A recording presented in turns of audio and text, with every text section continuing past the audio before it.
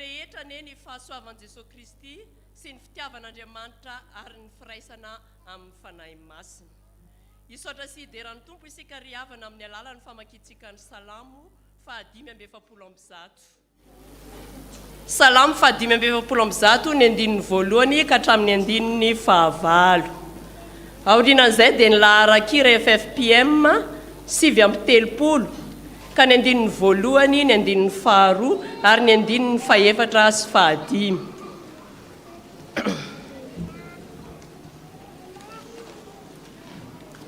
Isaotra sy hideran'ny tompo isika manao hoe sy ankalaza ny anaranao mandrakizay dory. Ankalazanao isan'andro sy hidera ny anaranao mandrakizay dory. Lehibe Jehova ka tokony hoderaina indrindra ary tsy takatry ny saina ny fahalebiazana. Ny taranaka rehetra samy hidera azy sy anambara ny asanao lehibe. Ny lazan'ny voninahitry ny fiandriananao sy ny asanao mahagaga no saintsainika. Ny herin'ny asanao mahatahotra no tenenin'ny olona ary ny fahalebiazanao no lazaika.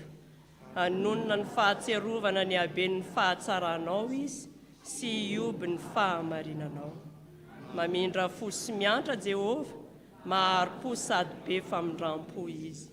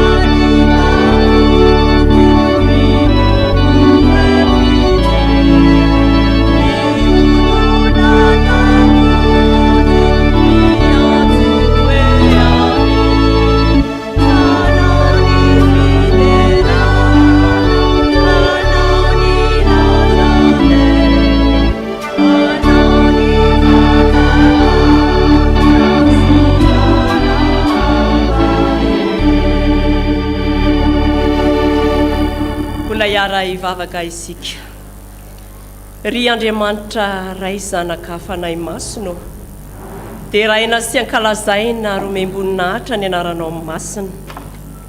Fa Andriamanitra mpahary sy mpamonjy ary mpanavitra sy mpanahy masina anay ianao. Deranao zahay satria olona noforoninao hanambara ny fiderananao. Misaotranao satria notaominao ka voataona ary nosamborinao ka resinao afaka iombona amin'izao fanompom-pivavahana fanomezam-boninahitra ny anaranao masina izao. Misaotra ny amin'ny fitantananao ny fiainanay sy ny fiarovanao anay ary ny fitarianao anay. Ry Tompo Andriamanitra io, misaotranao zahay efa nanolotra ny tenanao ho faty teo amin'ny hazo fijaliana ianao ho famonjena anay. ary nitsangana tamin'ny maty sy niakatra any an-danitra ianao, ary mbola nampanantenanay ianao fa mbola ho avy indray akanay ho any aminao. Vonina izahay Tompo, miandry ny fiavianao. Ianao ilay mpanjaka be voninahitra, ho avy tsara izao rehetra izao. Satria ianao ny tompony hery sy ny fahefana rehetra any an-danitra sy aty an-tany. Koa manantona anao amin'ny fotoritory izahay Tompo, manoloana ny fahatsaranao sy ny fitiavanao ary ny fahamasinanao. Aoka ho feno ny fanatrehan'ny fanahy masina izao fotoana izao, ka hahazo hery sy fiadanam-po sy fiavozana avy amin'ny fananao masina izahay. Ka hitombo finoana sy hafanafo amin'ny asanao rehetra. Ka tsy hisy raviravy tanana na alemonoalika izahay fa hijory hiady ny ady tsara ny finoana hatrany. Ka sa hijory vavolombelona ny amin'ny fanatanterahana ny asa tsara rehetra izay ataonay amin'ny fanomponanao.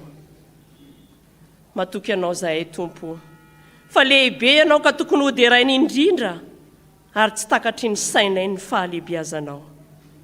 Andriamanitra mamindra fo sy miantra tokoa ianao, ary maharo-po sady be famindram-po.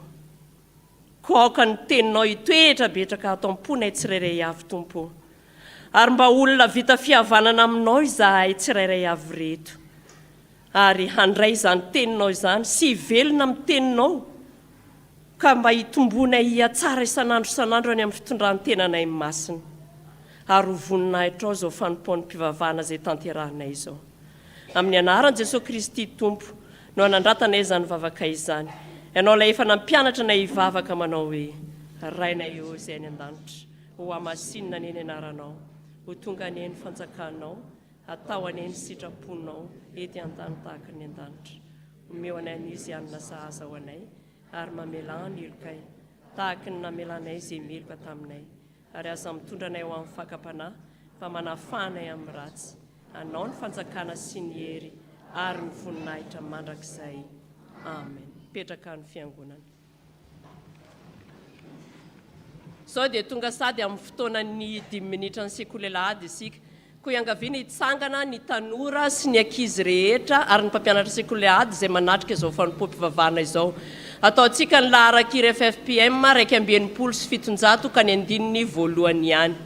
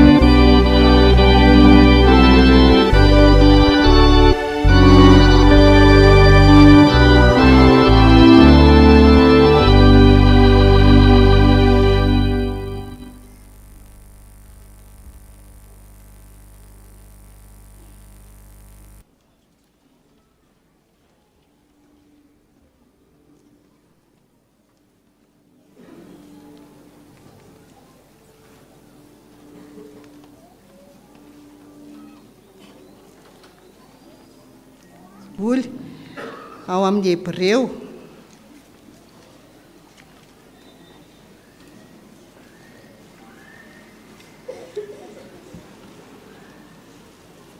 Hebreo toko 7 andininy 7 ka hatramin'ny 9.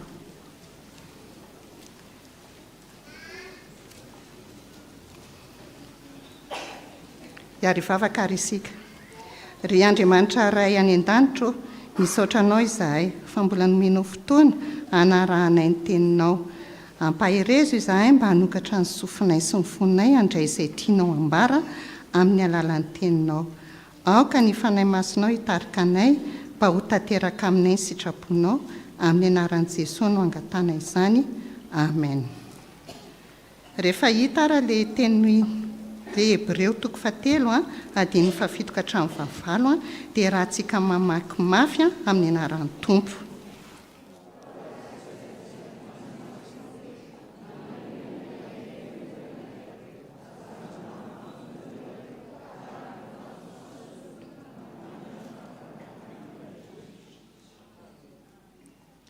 Aza manamafy ny fonareo. Ahoana tsara hoe aza menatra e, teneny mafy. Afaka mipetraka ary isika.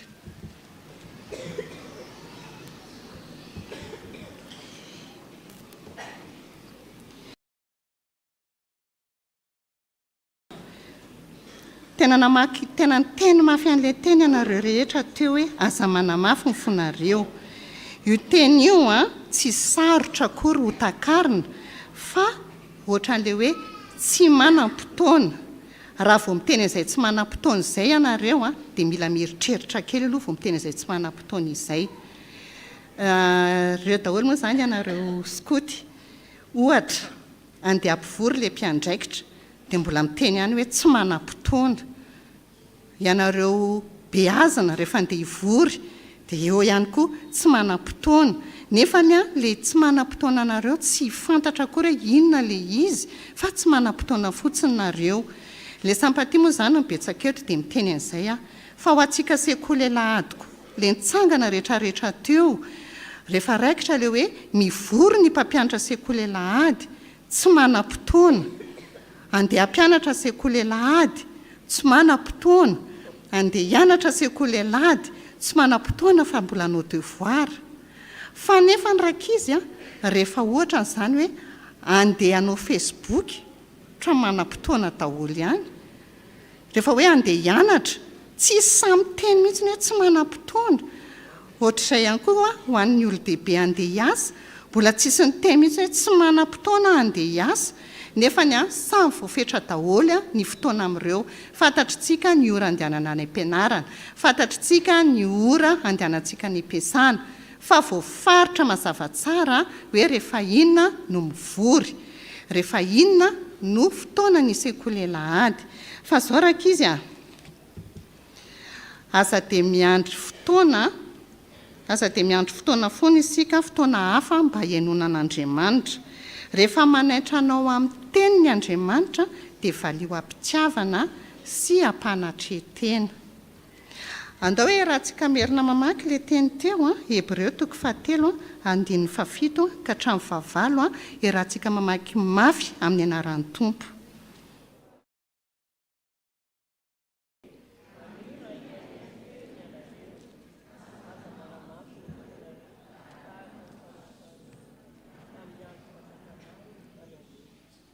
Amen. Iary vavaka isika. Tompo, misaotra anao tamin'ny teninao izay noresensinay an'io. Ampianaritsy anamafo izahay fa anaiky ny feonao mandrakariva amin'ny fiainana isan'andro. Aoka ny teninao hanovanay sy hanadio ny fonay ary hanampy anay hanaraka anao amin'ny fitokiana amin'ny anaran'i Jesosy no angatana izany. Amen.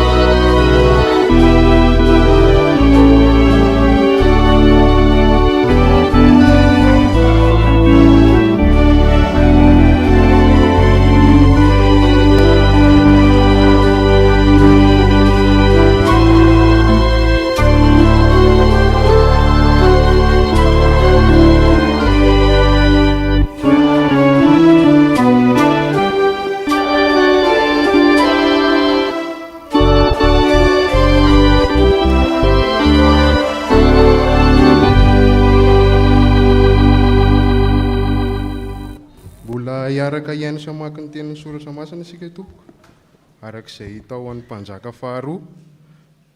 faharoa toko faharoa amby roapolo ny andinin'ny voalohany ka hatramin'ny fahafito. Mpanjaka faharoa toko faharoa amby roapolo ny andinin'ny voalohany ka hatramin'ny fahafito. Rehefa hita dia izaho hamaky azy amin'ny anaran'ny tompo. 20 taona Josia fony vao nanjaka, araka amin'ny 30 taona no nanjakany tao Jerosalema, ary ny anaran'ny reniny dia Jedida, zanaka vaviny Adaya, avy any Boskata, ary nanao izay mahitsy teo mason'i Jehova kosa izy, ka nandeha tamin'izay rehetra nalehan'i Davida rainy, fa tsy mba nivilivily, na ny amin'ny ankavanana, na ny amin'ny ankavia. Ary tamin'ny taona fahavalo amby folo, nanjakany Josia mpanjaka, dia naniraka ny Safana mpanoratra, zanaka Azalia, zanaka Mesolama izy, ho any an-tranon'i Jehova, ka nanao hoe, miakarany amin'ny Hilkia mpisorona be, anisan'ny vola izay nampidirina ao an-tranon'i Jehova, dia izay nangon'ny mpiandro varavarana tamin'ny olona. Ary aoka ao atolony eo an-tanan'ny mpanao raharaha, izay voatendriny ny amin'ny tranon'i Jehova izany, ary aoka omeny ireo ho an'ny mpiasa izay ao an-tranon'i Jehova anamboarany simba amin'ny trano, dia ho an'ny mpandrafitra sy ho an'ny mpandatsa bato ary amin'ny paika, dia hividianana hazo sy vato voapaika anamboarana trano, kanefa tsy nampamoaina amin'ny volana tolotra teo an-tanana ireo fa natoky izy. Amen. Hotoizantsika ny famakiana ny teny soratra masina arak'izay hita ao amin'ny Korintianina voalohany.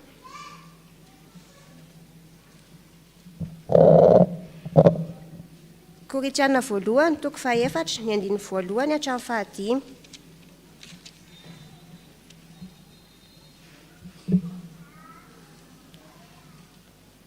Korintianina voalohany toko fahaefatra ny andiny voalohany hatramin'ny fahadimy. Rehefa hita dia vakiana amin'ny anaran'ny tompo. Aoka ataony olona ho mpanompon'i Kristy sy mitandrina ny zava-miafina izay an'Andriamanitra izahay, ary raha izany dia fantatrareo fa mpitandrina dia tokony olona mahatoky, fa raha ny amiko dia ataoko zavatra kely foana, na ho tsarainareo aho na ho tsarain'ny olona, fa ny tenako aza tsy mitsaray, fa tsy hitako izay tsinoko nefa tsy mahamarinay izany, fa ny tompo no mpitsaray, koa amin'izany aza mitsara na inona alohan'ny fotoana dia ny fiavian'ny tompo izay ampiariary ny zavatra takonao amin'ny maizina ka ampiseho ny fikasan'ny fo, dia samy ahazo izay derany avy amin'Andriamanitra izy rehetra. Amen.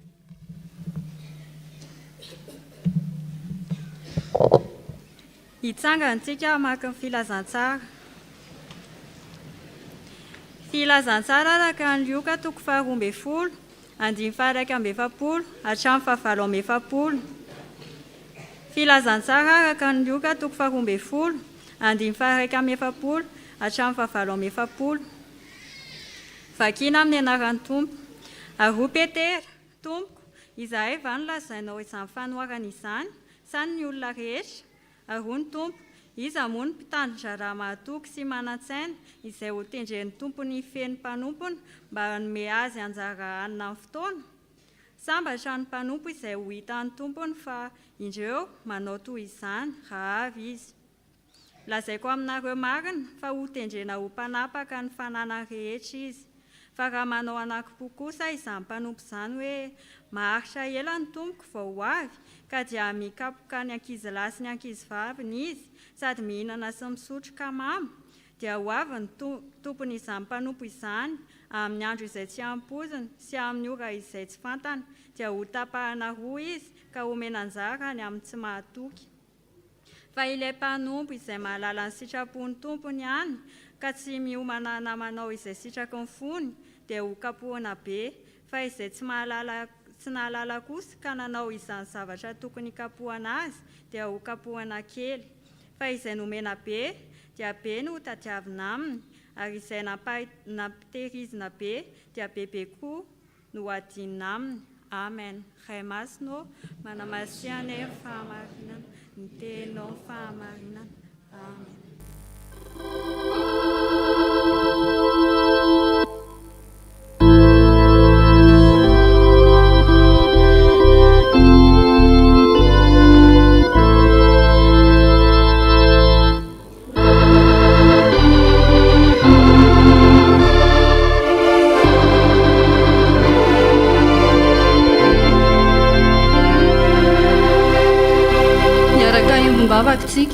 Andriamanitro, misaotra anao izahay efa mbola voavaky an'io ny teninao soratra masina. Ka raha hotoriana aminay izany dia mangataka ny fanainao masina hitoetra atao anatinay tsirairay avy, ary indrindra ho amin'ny mpanomponao izay hanambara izany. Izany tompo vavaka ataonay amin'ny anaranao Jesosy Kristy. Amen.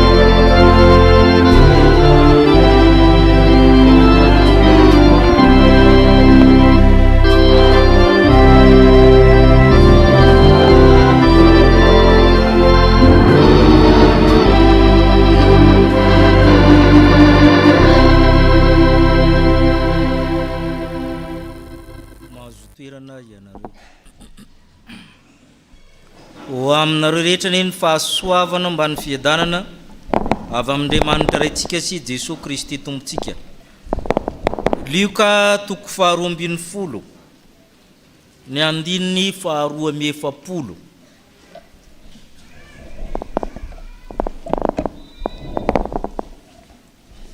Lioka toko 12 ny andininy 240 erahantsika rehetra mamaky. Arony tompo izy mono mitandrara matoky sady manan-tsaina izay nitendreny tompony feno mpanompony mba hanome azy anjara anina amin'ny fotoany. Fanontaniana nataon'i Jesosy rehefa hanao fanoharana izy tamin'ny Petera, rehefa niresaka izy hoe oka isika nivalahanareo irehitra ny jironareo dia miambena. Dia izy Petera hoe izay ihany nga naovanao fanoharana sa ahoana tsara? Dia namaly Jesosy tsy namaly eny na tsy i Jesosy eto, ary tokony izay ny valina. Question fermée izy nareo, fa nanao fanoharana izy nanontany. Ny sapatiny reto marobe izy zareo teo. Dia amin'ireny fanontaniana ataonareo reny amina fanadinana sy ny takan'izany matetika na tsy matetika fa tsy ndraindray ao anatin'ny fanontaniana ihany ny valina. Misy teriny teknika ilazana izany fa tsy ho teneniko. Ao anatin'ny fanontaniana ihany ny valina. Izy moa ny mpitandrin-draharaha izay nitendreny hanome hanina aminjara hanina amin'ny fotoana. Dia manontany olona zany Jesosy mpitandrin-draharaha. Ny valiny dia le matoky sy manan-tsaina. Zay ny mpitandrin-draharaha. Inona moa ity mpitandrin-draharaha ty na iza? Amin'ny teny Grika zany dia oikonomos zany le izy na ekonoma hoy izy nareo. Ekonoma izy zany mifandray amin'ny teny hoe ekonomia. Dia misy teny hoe oikos, trano ny dikany, bety amin'ny teny Hebreo. Dia nomos, lalàna. Nomos misy ny hoe antinomia, antinomiste, olona tsy tia fehezin-dalàna ny dikan'izany.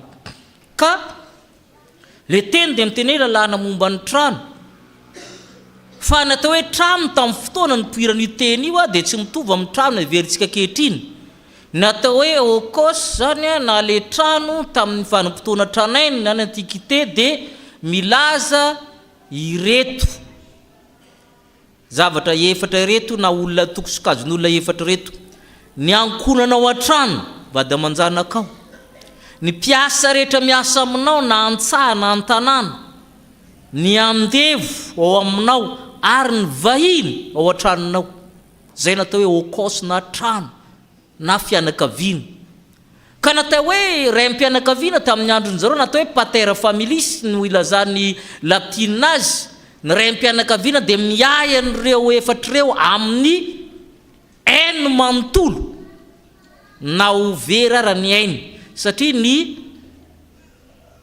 ny soatoavina ambony indrindra tamin'ny androny zareo na le pivotal value nilazanareo mianatra azy dia tamin'ny ny faritry méditerranée zay nisakana tantara na pivotal value of méditerranéenne antiquité dia ny Hohener and Shem ny voninahitra tsy hoe matimaty voninahitra tahaka atsika zany fa fiheveran'olona hoe voninahitra zany tamin'izany dia zavatra ambony ka voninahitry ny raim-pianakaviana ny miaro ny ankonana ary le ankonana zany tsy zavatra kelikely amin'ny société à berceau ataonareo ankehitriny fa ireo zavatra ireo hoe ny ao an-tranonao vady aman-janakao zay mipetraka ao ny mpiasa rehetra miasa aminao na ny mikarama mandalo na ny maharitra ny amdevo rehetra ao ary ny vahiny mialoka aminao ireo zany le tantamina ireo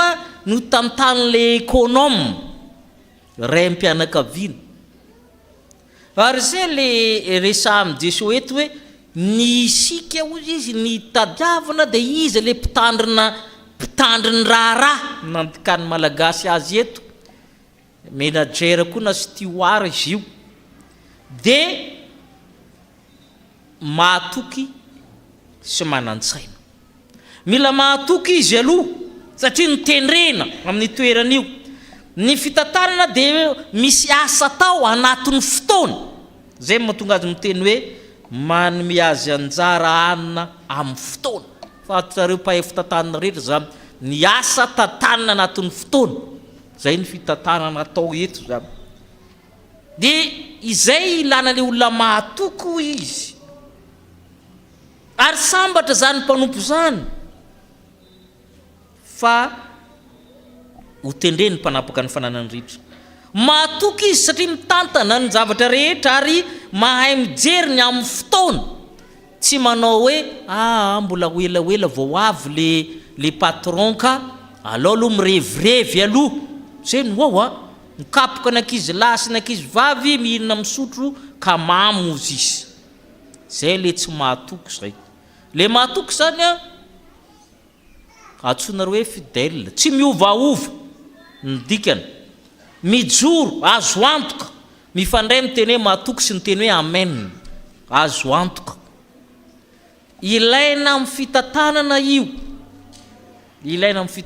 io ilaina amin'le olona nantsony Jesosy hoe économe jerentsika ny Korintianina voalohany toko fahaefatra ny vakina teo ny andininy voalohany sy ny faharoa Korintianina voalohany toko fahaefatra andininy voalohany sy ny faharoa iarahantsika rehetra mamaky aoka atao amin'ny olona ao mpanompon'ny Kristy sy mpitandrina ny zava-miafina zay an'Andriamanitra zay ary raha izany dia fatatrareo fa ny mpitandrina dia tokony olona mahatoky le mpitandrina eto dia misy isa kely telo dia jereo amin'ny vodi-pejy ny isa kely telo dia inona no dikany mpitandrina fananana ozy izy économe zany zay ho Paoly apôstôly dia aoka ao atao amin'ny olona ary ny olona no miteny mombanao zay indray ntsonareo hoe sur moi inona mitenen'ny olona mombanao fa tsy ianao kory mitetetete hoe za mahatoky fa misy olona mahatsapa hoe tena mpanompon'Andriamanitra le zalahy zay ny tiany Paoly resany hoe aoka atao amin'ny olona ho mpanompon'ny Kristy zay ary mpitandro mpananana mitandrina ny zava-miafina rehetra zay an'Andriamanitra ary tsy maintsy mahatoky ny olona zany no mahita mahatsapa fa ianao dia olona mahatoky na tsy miteny ary ianao ary zay mahatonga ohatra hoe ny fanokanana mpitandrina dia le tsy le pastera mihitsy ny mangataka hoe tokany ahako aty amin'ny protestanta fa ny fiangonana no mangataka satria nahatsiary zareo hoe tena pastera le zalahy io ka atokany ho mpitandrina fa tsy ny mpitandrina mihitsy ny mangataka an'io fa ny fiangonana ary raha tsy nahatsiary le fiangonana fa tena mpitandrina io dia tsy tokony hangataka an'io izy atokana satria zay le aoka ataon'ny olona ho mpanompon'ny Kristy zay. Ka ny olona mahatoky zany tsy mila miteny akory izy fa ny olona ny mahatsapa ny asany voatantana tsara araka ny fotoana ny asa. Fotoana fanaovantsika 3T zao ny plan miel zany ozony sasany. Dia zay le hoe zavatra tantanana manaraka ny fotoana. Ary zay le ilana le olona mahatoky. Zay le olona am'taniny Jesosy izy ny mpitandriny raha mahatoky. Fa misy faharoa mahatoky dia maninona ho sisa? Efa adino nga izy teo sa efa adino daholo koa le nitenenina teo. Lioka toko 12:270 ina ny mpamaritra toetra na mpamaritra faharoa manan-tsaina ozy izy. Ny manan-tsaina eto dia mahalala ny zavatra mifandroy amin'ilay fitantanana. Manana patron koa ianao, manana olona feheziny ianao.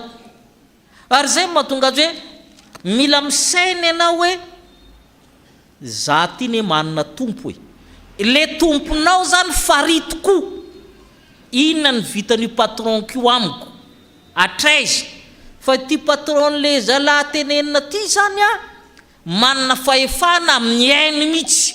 Tapa amin'ny roa izy ozy izy raha vao misaradala amin'ny fitantanana. Zay no hitantsika ao amin'ny dininy fahaenina amby 70. Tonga amin'ny oratsapo izy ny izy tapa amin'ny roa ihany izy na kapohany mafy. Itsika zany mila mamantatra misaina tsara hoe izy ny tena mpampiasa atsika. Rehefa miasa na mianatra dia mamantatra foana hoe inona ny andraikitry ny olo ambony koa ary inona ny azon'io atao amiko. Zay le antsoina hoe sanction. Ny sanction zany mety ho zavatra tsara na ratsy. Satria ny diplôma koa dia sanction. Matetika rehefa miteny sanction dia ratsy ny heverantsika azy. Dia misy teny atao hoe amin'ny miaramila mahafantatra azy tsara hoe commander n'est pas diriger. Satria mitazona commandement dia manana fahefana hatramin'ny ainao. Ka le patronao zany inona ny fahefana ananany. Zay le olona misaina rehefa mitantana. Mba azoanao manao tsara ny asany. Afaka manasazy anao ranofo fa izy ara-tsaina amin'ny asanao manapaka karamanao sy ny sisa io olona io. Ary misaina tsara ianao fa arakaraka ny nomenanao izy no takina aminao. Arakaraka ny toerana misy anao. Ahoana ozy izy? Fa izay nomena be dia be koa mitadiavina aminy. Zay nampitehirizina be koa nadinina aminy. Nomena fahalalana bebe ianao, takina fahalalana bebe ianao. Nomena vola bebe ho tantana, takina vola bebe ianao. Zay le izy. Arakaraka ny toerana misy anao. Zay le hoe mila misaina hoe inona ny vokatra tokony ateriko. Arakaraka ny nomenanao, no takina aminao. Ary tsika Andriamanitra, tsika kristianina dia ny patron ambony indrindra dia izy Andriamanitra. Ary mila misaina amin'izany mandrakariva. Ny patron anelanelany mety voafitakao, fa Andriamanitra tsy voafitakao. Ary zany hoy izy ny Calvin mahatonga ny protestanta manan-karena. Misy boky nosoratan'ny olona tsy mpivavaka atao hoe Max Weber. Dia l'éthique protestante et l'esprit capitaliste. Izy nahita fa ny olona mivavaka dia mora manan-karena satria matahotra an'Andriamanitra izy amin'ny asa rehetra ataony na misitrika na aiza tsy hangalitra an'io izy satria ny tena patron n'Andriamanitra. Ary ny kapitaly ozy izy antsoiny tena allemand hoe beruf raha tsy diso dia ny travail, ny asa ny tena kapitaly izy fa tsy ny vola. Ary zany mahatonga azy miasa mafy izy satria izy zanak'Andriamanitra. Ny raiko miasa, za koa miasa ho Jesosy. Ireo zavatra anankiroa ireo zany ny amaritan'i Jesosy natao hoe mpitandry ny raha mahatoky sady manan-tsaina. Ary io tsy miankina amin'ny taona io. Satria eo koa ny tsika rehetra ny ankizy. Fa ianao rehetrarehetra isika rehetra dia mpitandry ny raha avokoa. Manomboka amin'ny fianaranao, ny tenanao, ny tantaninao, ny sainao, resantsika iny avy eo. Fa le mpanjaka faharoa teo, toko 220, firy taona moa le mpanjaka? 9 taona. Ianareo fa tsy resaka taona io. fa ny fahatokina sy ny fahaizana misaina dia tsy resaka taona tsy resaka diplôma fa misy olona ambany votra be tsy mamaky teny sy manoritra fa misaina no ianao izy 20 taona izy fananamboatra ny zavatra tsy mety tao amin'ny fiangonana rehetra tao amin'ny tempolo efa izy 20 taona tsy mety fitantanana izy fa zao no tantananareo azy ity ataovinareo ity ataonareo dia nomeny daholy ny vola ikarakarana an'le tempoly ary zao tsy mila manao contrôle izy contrôle inona moa no ataona amin'izy 20 taona fa jereo tsara ny andininy fahafito kanefa tsy nampamoana ny amin'ny volana tolotra teo an-tananareo fa natokisy ianareo itokisana ozy izy dia ataovy io fa mametraka fitokisana hainy filoha tsara ny dikan'izany hoe anareo ny beazina dia itokisana ianareo izy 20 taona nametraka fitokisana amin'ny olona 50-70 taona mba menatra zay ny dikan'izany hoe le zaza kely ary ty mametraka ndraikitra zay no mahatonga an'izao rehetrarehetra lasa nahatoky daholo koa zareo tsy nila contrôlena satria le 20 taona ary mahatoky fa ianao lehibe hoe aminao inona tsy ny dikan'io ny mpanjaka faharoa toko faharoa amby roapolo hoe tsy resaka taona io ka raha isika rehetra dia mpitantany raharaha avokoa ny tenanao ny tantananao voalohany ny sainao ny vatanao ahoana ny fitantananao adidy amin'inona moa zany ozy nareo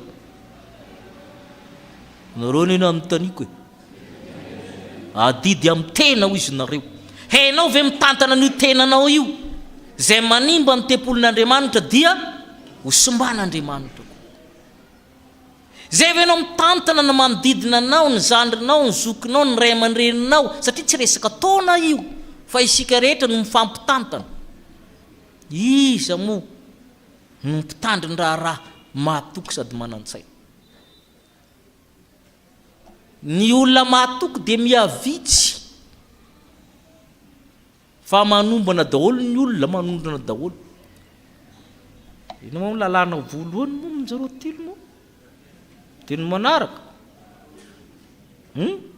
tsisy le fahafiry le mahatoky ohatrany misy an'izany dia ary zay le resahany hoe mbola misy ve le olona mahatoky io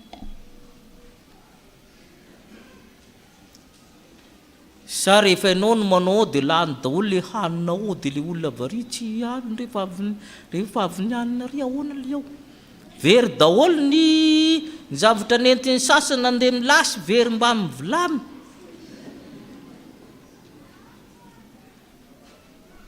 ny manaraka an'izay ny fampiasana ny saina dia zava-dehibe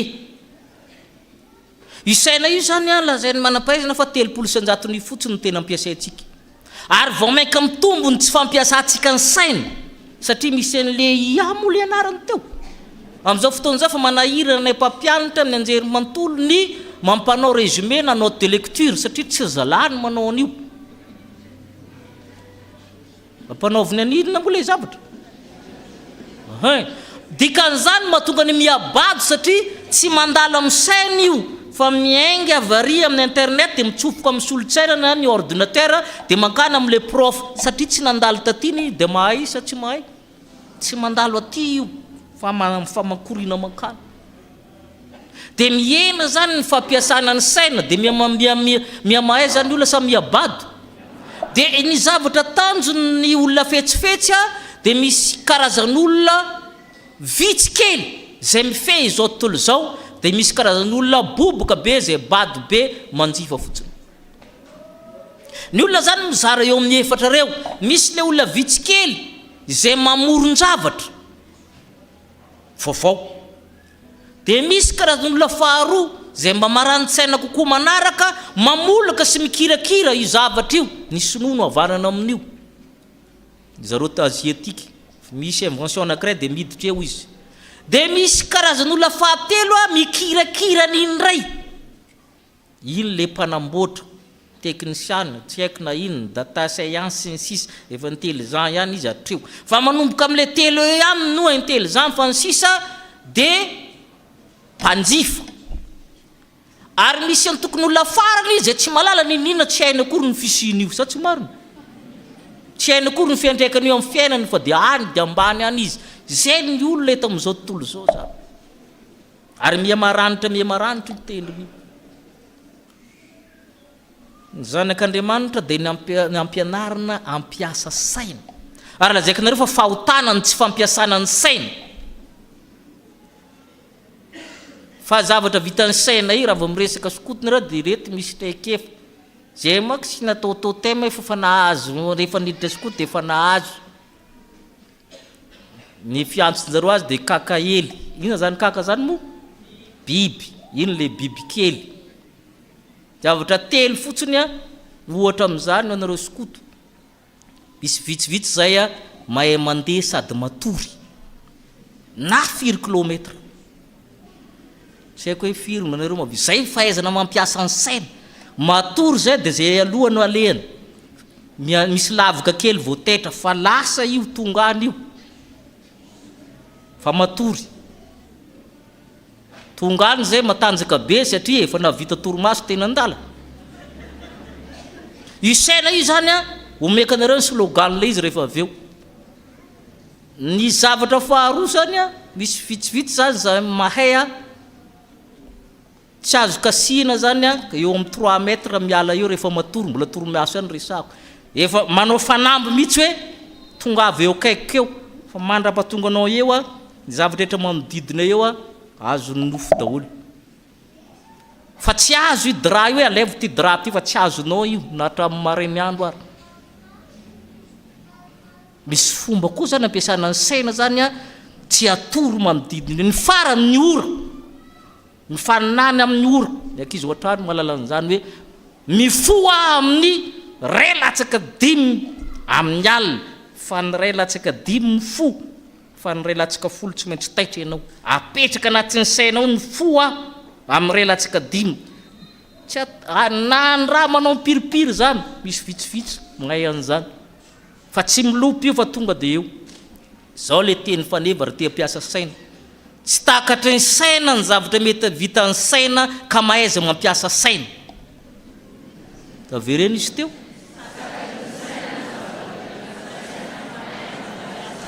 se fotsiny zay koa zany mbola tsy takatry ny saina ny zavatra mety vitan'ny saina ka mahaiza mampiasa saina averina tsara le izy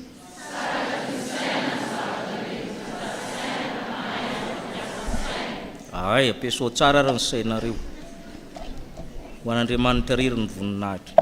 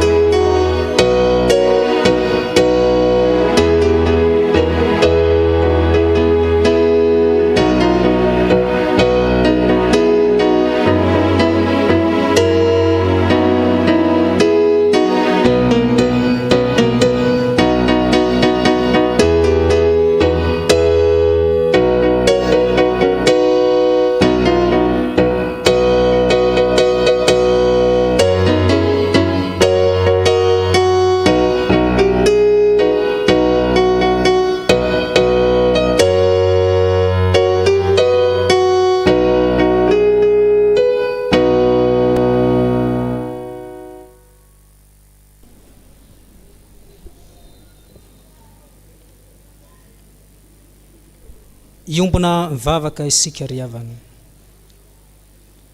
Ry Andriamanitra ray zanaka ary fanahy masinao, Andriamanitra mahery ianao, Andriamanitra masina ianao, ary Andriamanitra endry ianao, ary izany fahendrenao izany Andriamanitra no mahatonga anao mametraka anay ho mpitandry ny raharaha mahatoky, ho mpitandry ny raharaha manan-tsaina. Ny tanjonanao amin'izany rehetra izany Andriamanitra dia ny mba handehananay araka ny sitraponao. Ankehitriny izao Tompo, raha mandinika ny tenanay manoloana ny sitraponao izahay, dia menatra izahay na dia hitonona ny tenanay hoe mpanomponao aza. Menatra izahay raha hiteny hoe zanakanao Andriamanitra, satria tsy manao ny sitraponao, tsy mahatoky eo anatrehanao izahay. Mametraka andraikitra aminay ianao, nefa tsy mahatoky amin'izany andraikitra izany izahay, ary omenao anay ihany koa ny saina mba ampiasaina hanatraranay ny sitraponao. Nefa Tompo, entinay amin'ny sitraponay izany. Mampiasa ny saina izahay, nefa ampiasainay amin'ny zavatra mifanohitra amin'ny sitraponao. Ampiasainay amin'ny zavatra ratsy, entinay manala baraka ny anaranao Andriamanitra. Ndeto Tompo, menatra izahay, matsaro izahay fa olona tsy tanteraka eo anatrao ianao Andriamanitra masina, ka manondrika ny lohanay izahay mitalao aminao, mianta aminao ny famindram-ponao.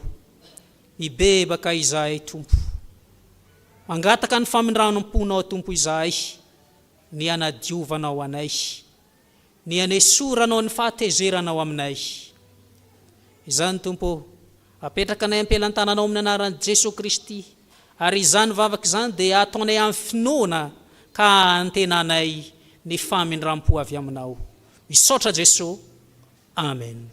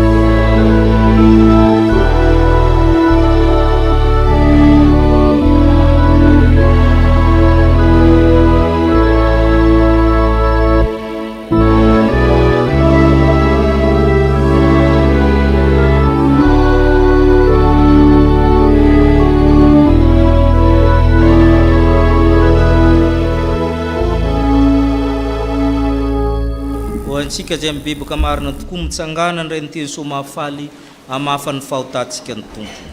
Ho ny tompo aminao. Na dia mandra-pantitra reo ary dia tsy miova. Mandra-pa fotsiny volonareo dia izano isahirana, izano itrotro, izano nanao, izano anafaka, izano anamasina. Dia tongava aminao araka izay iriny fonao. No zany ry havana dia voavela sy voafavako ny fahotanareo. Ny aminaran'i Kristy Tompo, samyamideran'ny Tompo isika. Sambatra ny olona zay voavela ny elony, sy voasarona ny fahotana. Sambatra ny olona zay tsy ny voaheloka, ary tsy misy fitakany fanahy. Amen.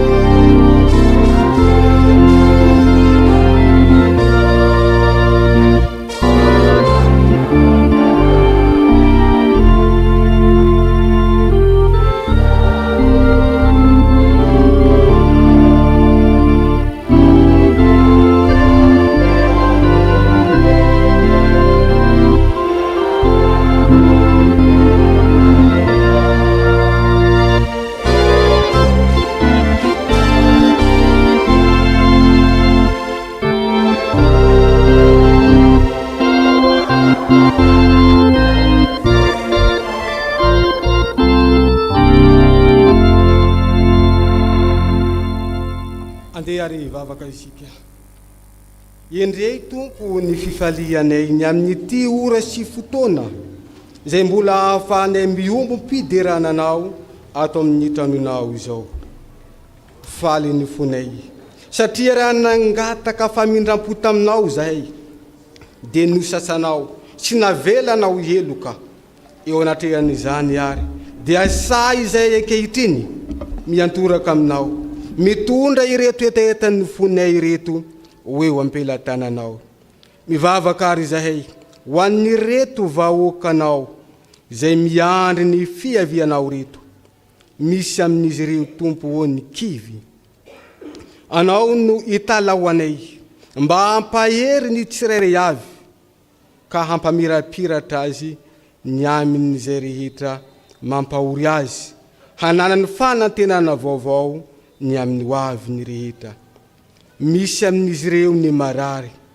Anao Jesosy Kristy ilay mpitsabo tapitrohatra no angatanay hanome hery tanjaka sy fahasalamana ho azy tsirairay avy. Tsaroanay ambavaka ihany koa ny fiainan'ny tsirairay avy reto, ny asa fivelomany. Ambiny Tompo hahitan'ny tananao mitsotra manambinazy, ao ny asa varotra, ny fambolena, ny fiompiana, ny asa birao na miankina na tsy miankina, dia anao aneny tokonay hanambina azy tsirairay avy ka hahatanterahany ahitany fifaliana sy fanambinana ny amin'izay rehetra ataony.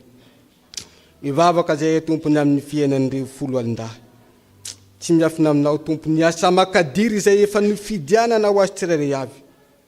Jereo amin'indra fonao anao no hampaharitra izany, hiaro azy tsy anjakan'ny loza, hahatanterahany zara fanompoana efa napetraka ao aminy eto amin'ity firenenanay ity.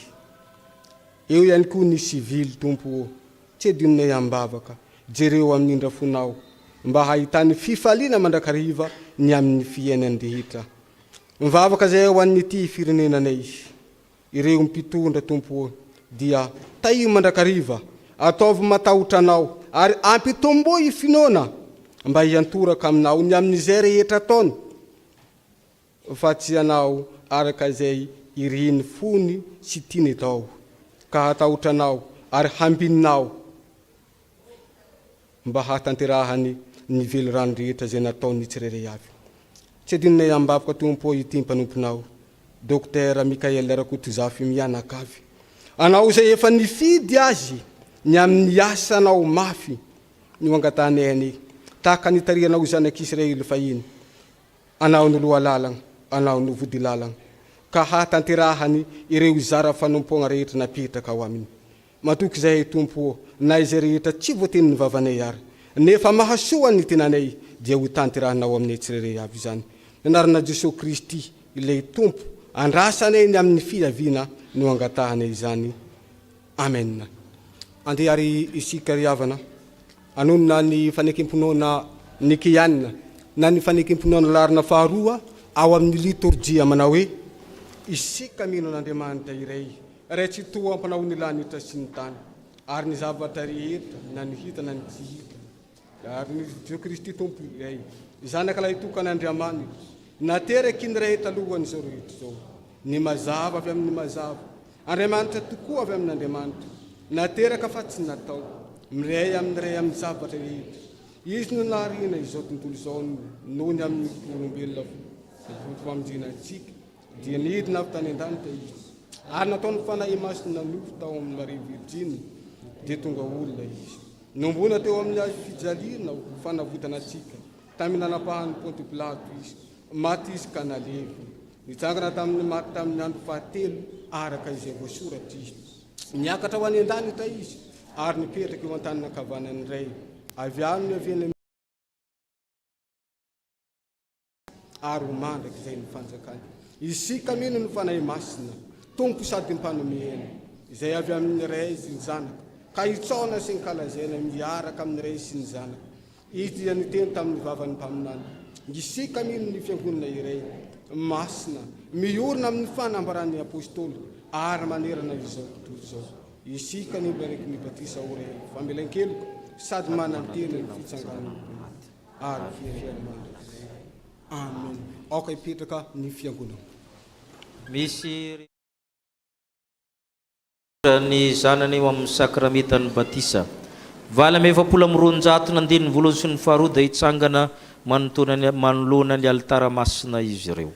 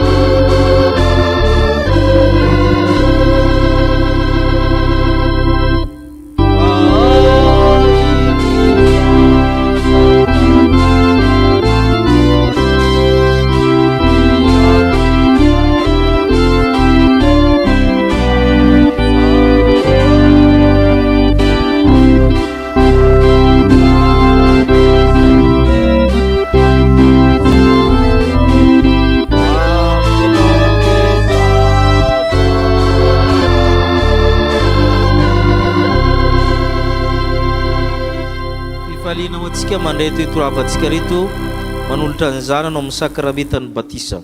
Hoenontsika ny teny fanorenana zao sakramenta masina izao. Hoy ny Tompo, efa nomenahy ny fahefana rehetra nandanitra izay ty an-tany, koa mandehana ianareo, atao mpianatra amin'ny firenena rehetra, manaova batisa azy ho amin'ny ray sy ny zanaka ary ny fanamasina sady mampianatra azy tandrina zay rehetra ny diko anareo ary io zany mombanareo mandrakariva mba mara-pahatonga ny fahataperany zao tontolo zao ary ahoroko ny fanekeko amiko saminao mba mitaranaka mandimby anao mba ho fanekena mandrakizay mba ho Andriamanitra sy ny taranako mandimby anao ary ianao kosa dia ho zanako fa ianareo rehetra dia zanak'Andriamanitra amin'ny finoanan'i Kristy Jesosy. Amen. Misy famitaniana ilay ny fiangonana aminareo moa manolotra marina reto zazy reto Andriamanitra ilayntsika va ianareo ekenareo va nijoro na amin'ny teny na amin'ny asa ho mpanompon'Andriamanitra mahatoky ahatonga anareo fianarana ho an'ireo zazy ireo amin'ny androm-piainanareo rehetra. Ekenareo nantantaran'ny fiangonana amin'ireo zazy ireo ny fitaizana rehetra araka ny filazantsara tokony atao aminy hitomboana amin'ny fahalalana zao fahasoavana lehibe izao anekenan'i Jesosy tompo azo hery izy andany asan'ny satana rehetra. Vonina hivavaka ho azy sy ampianatra azy ireo hivavaka ary ampiditra azy eo isan'ny mpianatra sekoly alahady va ianareo. Ekenareo va ny ampianatra azy ireo ny antony zao fanaovana batisa izao ary ezaka ka tonga azy ireo mpanefana samin'ny tompo. Mangataka anareo ary todika ny fiangonana mahafampahabe maso zany fanekenareo izany. Manolotra ny zanakao an'Andriamanitra raitsika izahay ekenany hijoro na amin'ny teny na amin'ny asa ho mpanompon'Andriamanitra mahatoky mba hahatonga anay ho fianaran'ny zanakay amin'ny androm-piainanay rehetra.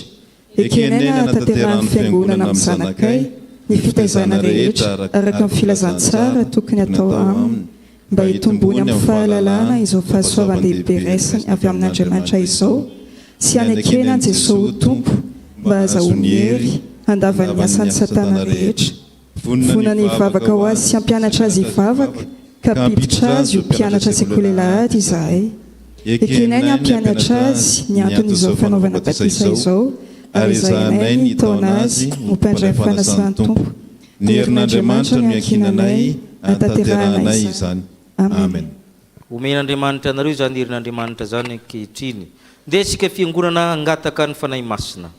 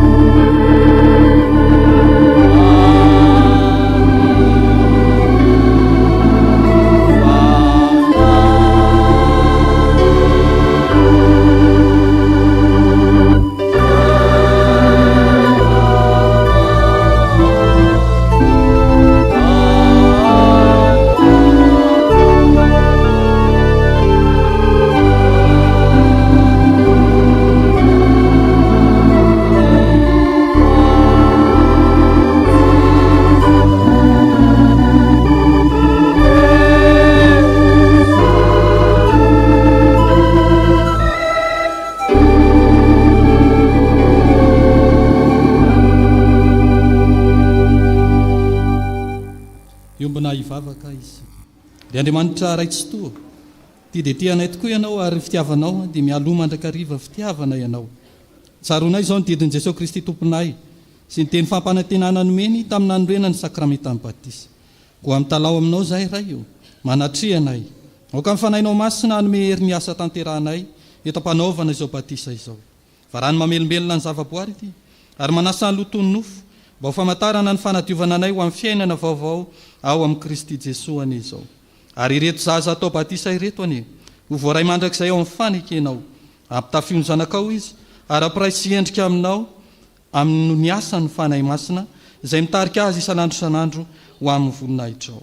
dia misaotranao izay ray eo ny amin'ny fahatanterahany ny faniriny eto ray aman-dreny ireto amiombinainao amin'i Jesosy Kristy ny zanany ka isan'ny vahoaka ny fanjakanao Andriamanitra ny angatahanay fiangonana dia niterizanao ireto zaza ireto eo ambany fahasoavanao mandrakariva mba hampaharitra azy hatramin'ny farany amin'ny fivavahana aminao ampiony ray aman-dreny sy ny mpiantoka mba hazony manatanteraka ny fanekena nataony teo anatrehanao omban'ny fahasoavanao ny niezaka rehetra ataon'ny fianakaviana sy ny ray aman-dreny ary ny fiangonana amin'ny fitaizana ireto izaza ireto angatahanay ny vavaka amin'ny anaran'i Jesosy Kristy mpamonjy anay amen. Kipetraka ny fiangonana.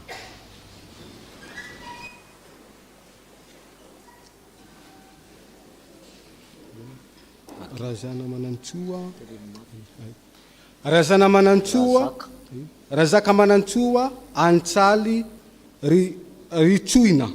Razaka Manantsoa, Antsaly Ritsoina. Izaho manao batisanao amin'ny anaran'ny Ray sy ny Zanaka ary ny Fanahy Masina. Amen. Razaka Manantsoa, Ilo Misaina. Razaka Manantsoa, Ilo Misaina. Izaho manao batisanao amin'ny anaran'ny Ray sy ny Zanaka ary ny Fanahy Masina. Amen. Ravelo Manantsoa, Baliaka. Ravelo Manantsoa, Balika. Izaho manao batisanao amin'ny anaran'ny Ray sy ny Zanaka ary ny Fanahy Masina. Amen.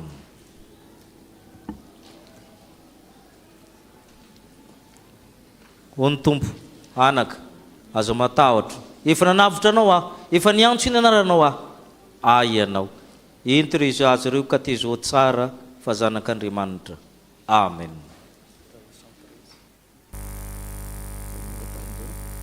Ny raha fahatelo amby folo amby valonjato ny oraitsika naovana ny rakosorana.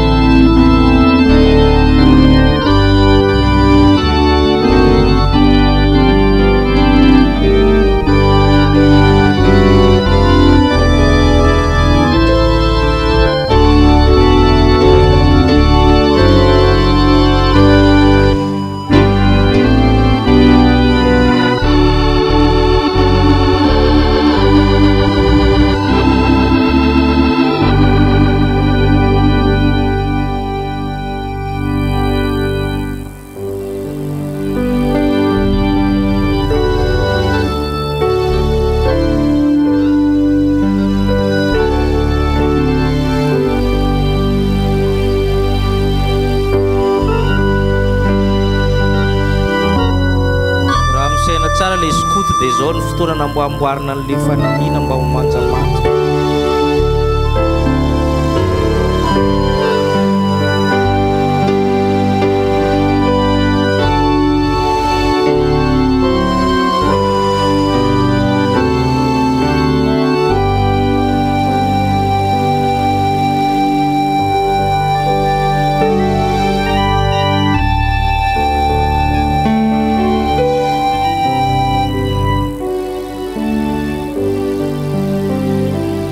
Araka ny fandarina dia androany nanolorana ny tonisy anaovana ny fanekena ho an'ny retim-piandraikitra ny omanao amin'izany da asaina avy hatrany ny filoha rotota ny ao amin'ny sapatisy ny faritany izay misolo tena ny fobe fikamanana natateraka izany.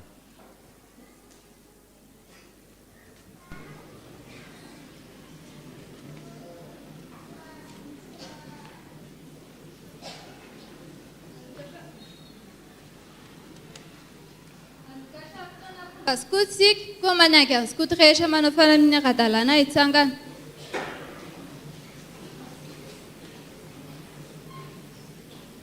Mpanazava.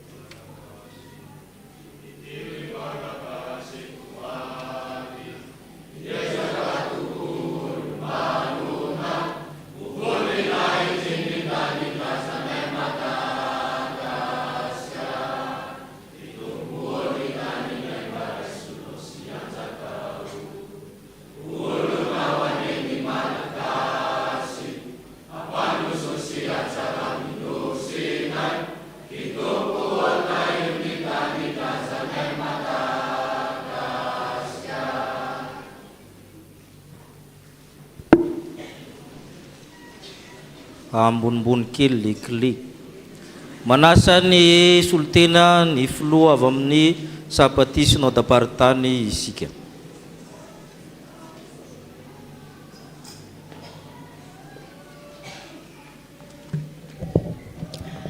Fifaliana ho anay tokoa ry havana no misolotena ny sampaty foibe sy ny sampaty synao daparitany ariva faratrano manambara aminareo eto amin'ny fitezam-panahy folo alin-dahy chapelle militaire Ampahibé fa ianareo dia efa manana fivondronana ara-dalàna sady efa voatokana. Efa nahavita ny adidy rehetra tandrify ianareo. Fantatra ihany koa fa ianareo dia efa nandefa mpiandraikitra niofana tany amin'ny faritany mpanazava stily Analamanga Afovoany ary efa nahatafita izany fiofanana izany ny mpiandraikitra. Koa mendrika ny fanoloran-tenany izao fanekena ho tanterahany izao. Izao ary dia manasa ny filohan'ny komity mpivondronana hiantso ireo mpiandraikitra anao ny fanekeny.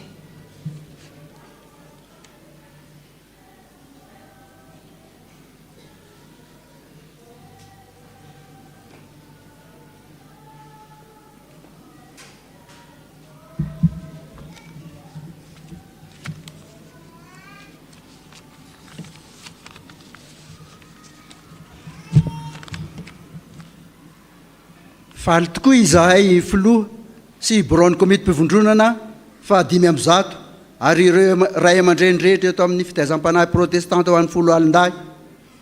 Misaotran'Andriamanitra tamin'ny antsoany ireto mpanompony ireto izay manolo tena mpitiavana sy fanetretena tokoa ho mpiandraikitra ato amin'ny sampaty. efa ampitaona tsara izy ireo sady efa mpandray ny fanasan'ny tompo koa natolotry ny komiti-pivondronana ny faritany mpanazava eto Madagasikara sy tily eto Madagasikara mba azo fiofanana momba ny andraikiny. Efa navita izany fiofanana izany izy ireo ankehitriny sady efa vita fanomanam-panahy tamin'ny ray aman-dreny mpitandrina sy ny braon komiti-pivondronana ary ny filoham-panabe koa iroso amin'ny fanekena mampiandraikitra azy izy ireo amin'izao fotoana izao mba hahafahany manatanteraka antsakany sy andavany izany adidy masina ny antsony tompo azy izany koa mangataka azy ireo iroso aty anoloana. Cheftaine Rabela Elenika Judicaël Sylvia na Alazia Masay mpiandraikitra sampana maitso. Cheftaine Rafanoarana Narindra Entso mpiandraikitra mpitily sampana mavo.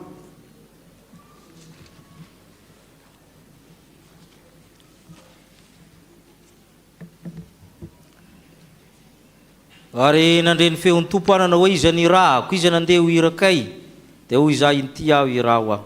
Ary amin'izany mazotoa kokory rahalahy mba hampitoetra mandrakarivany asan'ny tompo ny toetra ny fiantsona sy ny fidananareo morena tsara aza miova maefa be mandrakariva amin'ny asan'ny tompo satria fantotrareo fa tsy foana tsakory ny fikelezanareo aina ao amin'ny tompo.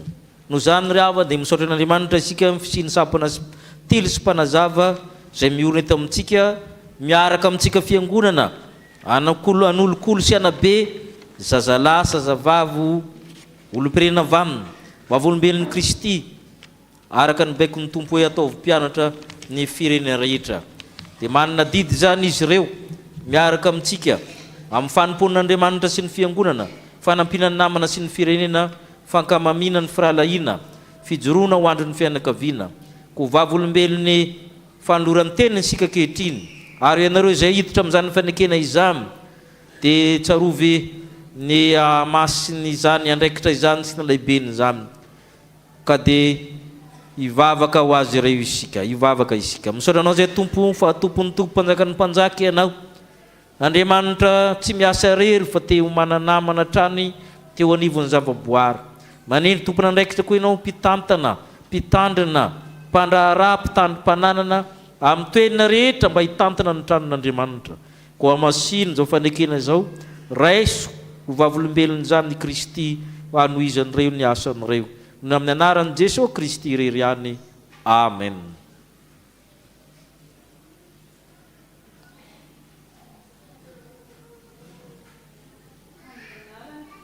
Amin'ny anaran'ny foibe mpanazava stily eto Madagasikara sy ny faritany Analamangavoany mpanazava stily no iarabanay ny fiangonana sy ny komiti-pivondronana eto amin'ny fiangonana chapelle militaire Ampahibe ary ihany koa faly mandray anareo mpiandraikitra izay natolotry ny komiti-pivondronana sy natolotry ny fiangonana rehefa navita ny andraikitra ny fiofanana amin'ny fanaraka amin'ny andraikitra izay nataonareo sady efa neken'ny fiobebikam-banana ihany koa.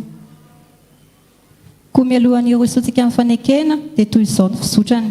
Ny mpanabe hanao ny fanekena dia hanao fanarabana lehibe ka hitozika aty amin'ny altara. Ny mpanabe rehetra navita ny fanekena kosa dia hanao fiarabana kely ary amerin'izany eo am-pony.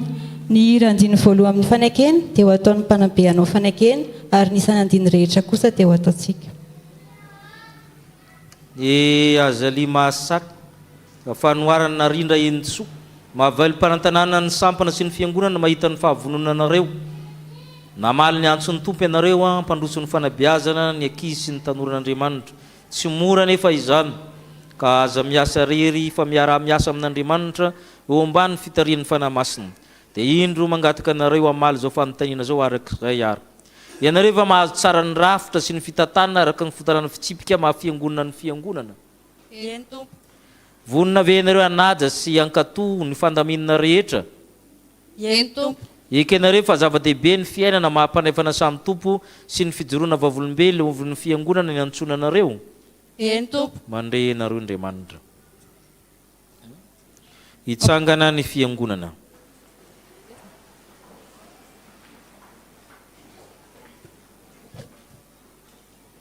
Amin'izao ny antsoina ho mpiandraikitra izao dia milaza marina fa azoko tsara sady ekeko ny zava-kendray fikambanana mpanazava eto Madagasikara. Miezaka ao ny fivoarana ara-teny, ara-tsaina ary andalana fiainam-panahiko amin'ny fahalalana sy finoana an'i Jesosy Kristy tompoko sy mpamonjy ary ho vavolombelona eo ampanazava izay andreketako akatolona lalana mpanazava amin'ny an'Andriamanitra ny anakinako izany. Ankehitriny ary moa ve azony se tsara sady ekeny se ny zava-kendren'ny tileto Madagasikara ikelany tokoa ve se anatanteraka ny adidiny se amin'ny finoana sy fankatoavan'i Jesosy Kristy ary any amin'ny herin'Andriamanitra ve no ekeny se anatanteran'se izany. Amin'izao fiantsoana ho mpiandraikitra izao dia milaza marina aho fa azoko tsara sady ekeko ny zavatra kendren'ny tileto Madagasikara ikelana tokoa anatanteraka ny adito amin'ny finoana sy fankatoavana an'i Jesosy Kristy tompon'ny fiangonana. Andriamanitra ny hanampy amin'izany.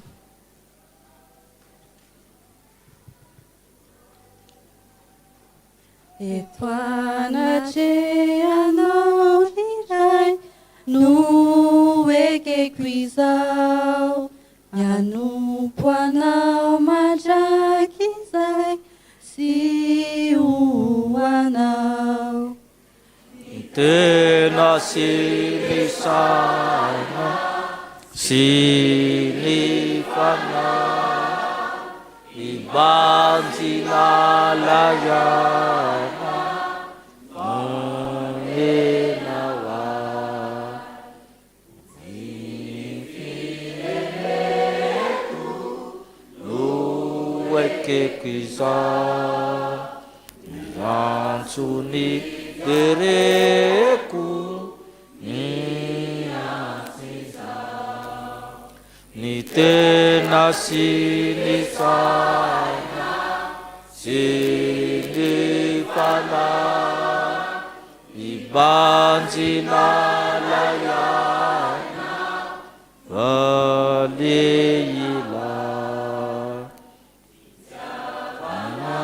ny namana no ekeko izao.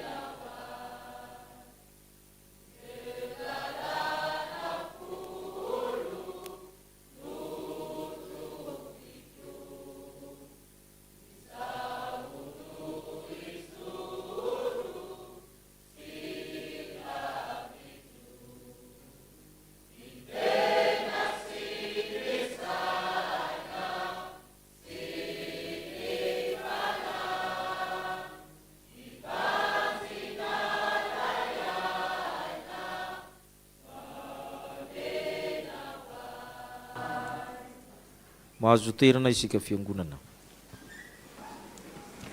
Iroso amin'ny fanolorana tony isika izao koa mangataka ny filohan'ny komity mpivondronana hiantso ireo mpiandraikitra izay atolotra ho tony.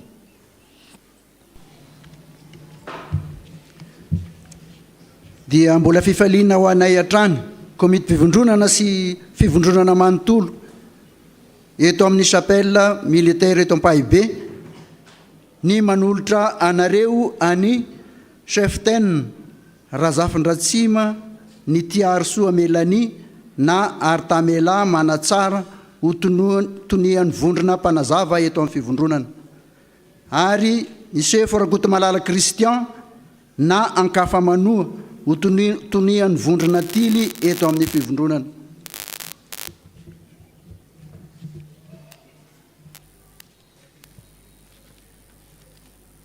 Raha vao misy sampana roa mijoro ao amin'ny vondrona tily na mpanazava eo amin'ny fivondronana iray dia manolotra izay ho tonian'ny tily na tonian'ny mpanazava ny komity mpivondronana araka ireto fepetra manaraka ireto: tanora lahy na vavy 20 taona raha kely indrindra, efa niandraikitra sampana nandritra ny 2 taona, efa navita fanekena mpiandraikitra, mahafantatra tsara ny andraikitry ny tony mpivondronana, manaiky anaraka tsakany sy andavany ary ara-potoana ny fiofanana tony sy ny hafa izay omeny foibe mpanazava tily eto Madagasikara, natolotry ny komity mpivondronana ary nahazo fahazoan-dalana ho tony rehefa avy nanao fanekena soratra tamin'ny fivondronana izay azo avaozina isa-taona mahay mifandray amin'ny hafa.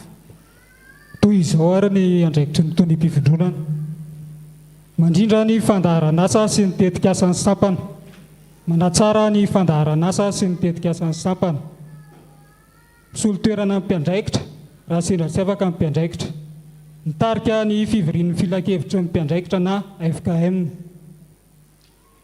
Ry mpiandraikitra vita fanekena tsy natolotra tony, indro ary apetaka aminareo ny marika andraikitrareo.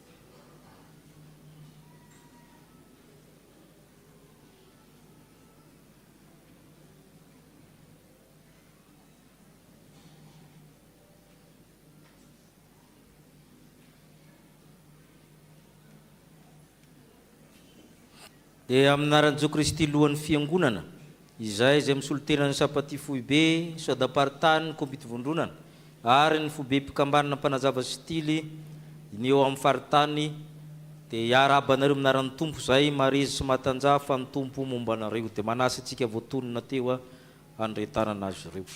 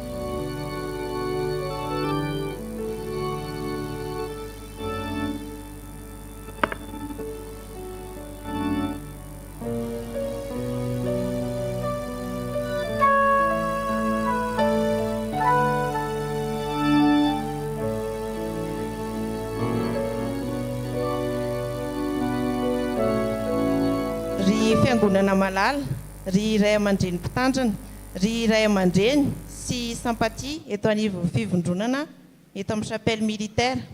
Ireo mpiandraikitra reo ankatoavy izy ary toany ihany koa.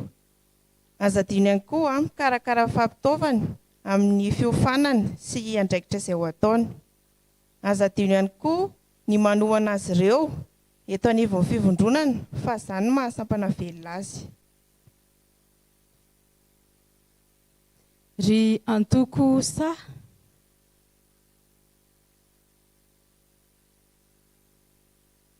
io ny mpendraikitrareo eno izy a dia akatoavy ny teniny dia ho tonga zazavavy vanina sy vonina ary andriny fianakaviana ianareo ry alazia masa dia vonjeo ny antokony se dia taterano fampony se ary ataovy mpianatra amin'ny firenena rehetra.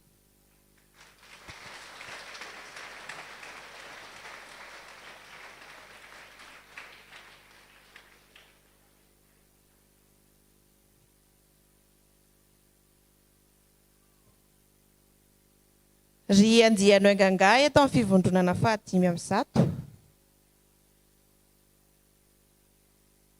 io mpiandraikitrareo ankatoavy izy ary mba ho tonga zazalahy ho vonina sy vanina tokoa ianareo araka ny fitsinjarana andraikitra eto amin'ny andiany dia chef-tenina rindra no bagera ry bagera andeha vonjeo ny andiany se ataovy mpianatra amin'ny firenena rehetra.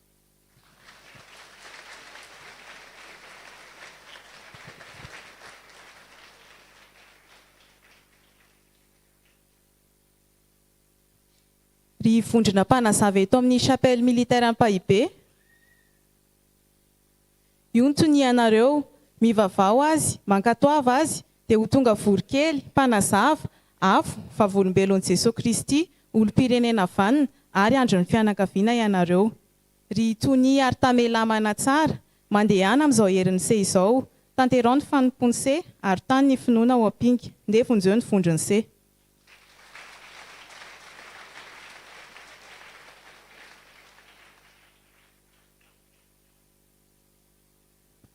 ry vondrona tily eto amin'ny fifondronana 5-7 io ny tony ianareo ankatoavy izy dia ho tonga zazalahy vonina sy vanina ianareo ry tony ankafa manoa ataovy mpianatra amin'ny firenena rehetra dia vonjeo ary vondrona misy anse.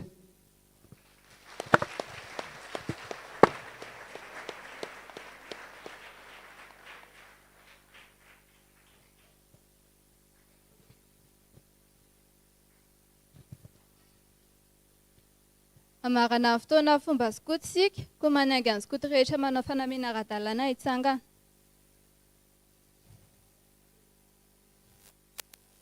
Mpanazava.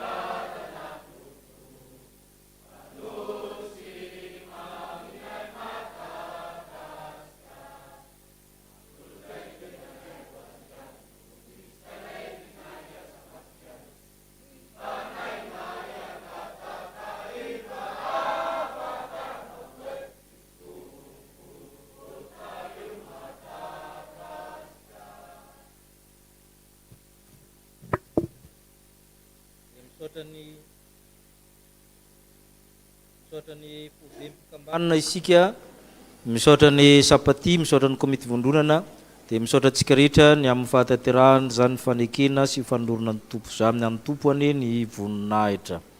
dia iroso amin'ny vaovaon'ny fiangonana isika.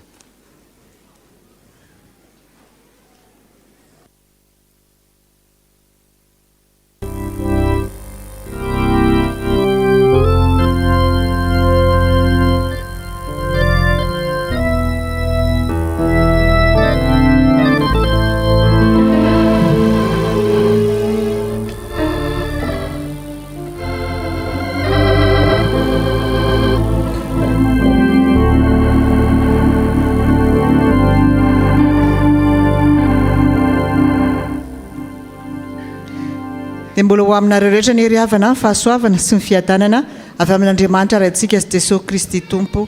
Amen. Toy izao indray ihany raharahan'ny fiangonantsika taratasy avy any ivelany.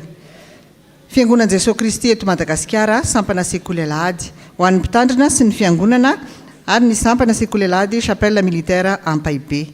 Antony fankalazana an'Andriamanitra noho ny 20 taona mahampitandrina ny tonian'ny sekolelady. Ho aminareo any fahasoavana sy ny fiadanana avy amin'ny Jesosy Kristy tompontsika. Ankalazan'Andriamanitra noho ny 20 taona nahampitandrina an'Andriamatoa Razakarovony Charlot Patricien Mivady tonian'ny sampana sekolelady FJKM isika ny sabotsy 15 novambra 2024 ao amin'ny FJKM Andrianarivo fahasoavana manomboka amin'ny 7 ora sasany ny fanompoam-pivavahana. Ny birao foibe sampana sekolelady sy ny komitin'ny fankalazana dia faly manasa ny sampana sekolelady eto aminareo andray anjara irairay mandritra ny fanompoam-pivavahana. Sitraka indrindra raha tonga mialohan'ny ora io any mpandray anjara mba azahoana manao ny fandaminana rehetra. Koa dia misaotra anareo sahady noho ny amin'ny fitiavana izay asehonareo ho voninahitr'Andriamanitra. Manao veloma amin'ny anaran'i Jesosy Tompo izahay, manao soni ny filohan'ny sekolelady foibe ny mpitandrina Rakotoarisoa Ertina Kaleba. Avy amin'ny mpitandrina sy ny biraon'ny fiangonana. Araka ny efa nampitaina tamin'ny herin'ny ora havana dia atao ny sabotsy 20 novambra ho avy izao ny fiaonam-be faharoan'ny SPIA 19. Izany dia anasanantsika fiangonana manontolo manomboka amin'ny 7 ora maraina. Ny toerana no niova lasa eny amin'ny Fofikry Ilafy. Isaorana ny tompo fa totosa soamatsara omaly sabotsy tontolo andro ny fivoriana teknika mahakasika ny 3T 17 izay nandraisan'ny biraon'ny fiangonana anjara niaraka tamin'ny filohan'ny sampana, ny sampanasa, ny fikambanana ary ny komity rehetra teto amin'ny fiangonana. Isaorana ireo rehetra izay nanatateraka izany. Iarahantsika mahita ry havana ny asa fanatsarana ny trano fiangonantsika. Misy ny valopy mahakasika izany izay efa nozaraina afaka arotsakitsika ery amin'ny vata, ery aoriana sy ery amin'ny varavarana ankavanako.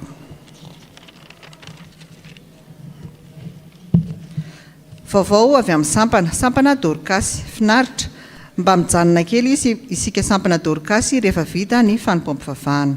Avy amin'ny sampana sekolelady, finaritra mijanona ny mpampianatra sekolelady rehetra aorian'ny fanompoam-pivavahana. Anio hariva amin'ny 3 ora latsaka fahefany ny rindran-kira izay iarahana amin'ny tarika Andriana Ramamonjy sy ny ratsana Taniketsa. Ireo izay mbola tsy nazo tapakila mahakasika izany dia mbola afaka manjifa any amin'ny mpampianatra. Ny fahatongavany mpampianatra anio hariva amin'ny 2 ora sasany, toy izany ihany koa ny rantsana Taniketsa. Avy amin'ny sampanasa asa fitoriana ny filazantsara. Amin'ny zoma ho avy izao amin'ny 5 ora sasany hariva no fianaran-kira ho fanomanana ny krismasintsika sampanasa. Tongava daholo.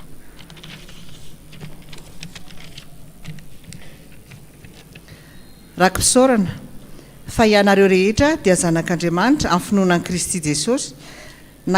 Fa na iza ianareo natao batisa ho an'i Kristy dia nitafy an'i Kristy. Galatiana 4:9 fa 9 sy 17.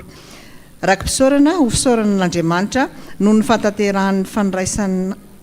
ny fataterahany fandraisana ireo taranaka ho zanak'Andriamanitra tamin'ny alalan'ny batisa.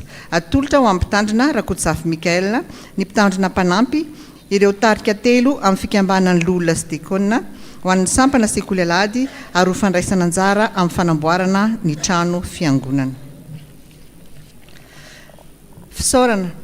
Izahay zanaka manjafy sy ny fianakaviana manontolo dia maneho fisaorana sy fankasitrahana feno ho anareo rehetra tonga nampahery sy nampitondra teny fampiononana tamina lasany rainay rakotomanana Eli Jones. Andriamanitra manakare-pahasoavana ny amalifity anareo. Ny fianakaviana dia nanolotra fararakitra ho fanoizana ny asan'ny fiangonana. Ny famangin'ny fiangonana riavana dia ho tanterahina eto am-piangonana ihany ao arian'ny fanompom-favahana izao maraina izao. Dia toy izay indray raha ny fiangonantsika ny voninahitra ho an'Andriamanitra irery ihany. Zao dia manasa ny filohan'ny fiangonana isika manana vaovao ho zaraina amintsika ny biraon'ny fiangonana.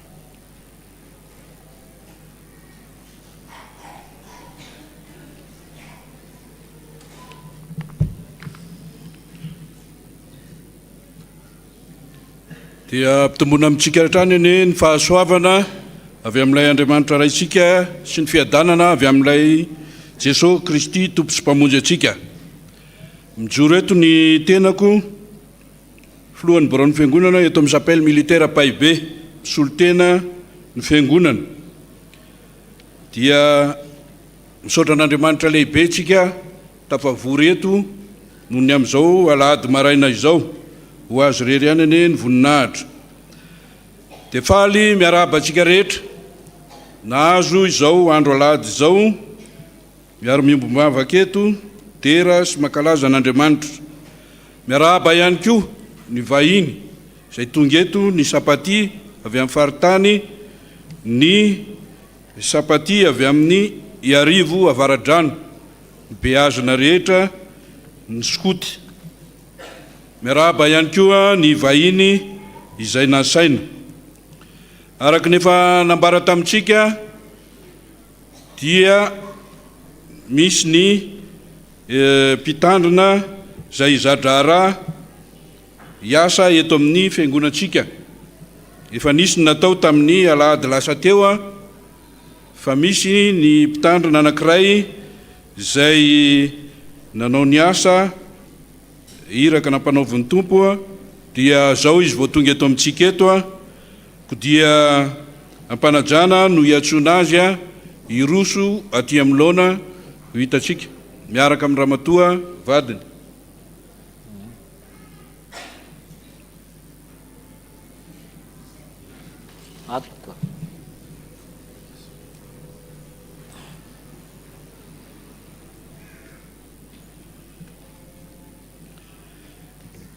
Izy no pasteur be Gidio Bertin miaraka amin'ny ramatoa vadiny sy ny zanany izay voatendry indray anao ny mpitandrina izadrara eto amin'ny fiangonantsika. Koa amin'ny anaran'ny mpitandrina izay tompo-toerana, mpitandrina mpizadrara ny tenako ny biraon'ny fiangonana diakonina sy ny olona sampana velona rehetra ny tarika ary ny fiangonana manontolo no hitondrako ny fiarabana anareo ianao pastera ramatoa ary ny ankizy tonga soa eto amin'ny chapelle militaire à Paibe sampana ato amin'anatin'ny fitazapana ny folo alinday protestante. Tonga soa dia ireo manatrika ireo ny fiangonana vonina hiara-iasa, vonina ihany koa hieno ny fampianarana sy ny fanitsiana rehetra izay tokony ho atao. Koa dia manantena ny zava-baovao avy any aminareo ny fiangonana, dia ny tompony ho aminareo hatrany dia mankasitraka nanaiky hiaraka aminay eto amin'ity fiangonana ity. Ho an'Andriamanitra irery ihany ny voninahitra. Tsika hitsangana hivavaka. Misaonanao zay tompo na amin'ny amezanao mpiara-miasa, mpitandrina mahatoky araka ny teninao, apetraka ambany fahasoavanao ny asa rehetra ho ataona, ny fifandraisana, ny fifanompoana miaraka amin'ny fiangonana. Meo fahasalamana iry sy tanjaka hiatrehan'izany ary izay koa vonina ifanometanana amin'ny zavatra rehetra misaotra tompo. Amen. Mahazo toerana isika. Metsika fitenenina aloha izy anonona hoe aviez izy. Fijeriko azy zao nareo le teteraka zazalahy dia amin'ny tany io azy ny fandeha. Ty pastera